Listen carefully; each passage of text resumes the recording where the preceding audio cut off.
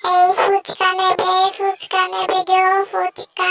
এই আমার দোকানে এসো, আমার দোকানে। ওই শালা শিয়ালের বাচ্চা, তুই কেন তোর দোকানে যাচ্ছিস? আমার দোকানে আসবে ফুচকাওয়ালারা। আরে ওই বাজের বাচ্চা, ফুচকাওয়ালারা আমার দোকানে আসবে, তোর তাতে কি? হ্যাঁ, আচ্ছা আমিও দেখে নিব, দেখি কার দোকানে যায় ফুচকাওয়ালারা।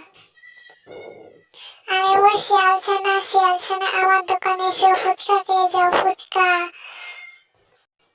আরে বাঘ মামা, তুমি তো ভালো ফুচকাই বানাতে পারো না, তাহলে তোমার দোকানে আমি কেন ফুচকা খাবো? আমি তো শিয়াল মামার দোকান থেকে ফুচকা খাবো। শিয়াল বাঘ মামা, আর তুমিও তো ভালো অত ফুচকা বানাও না, তুমি কেন এত কথা বলছো?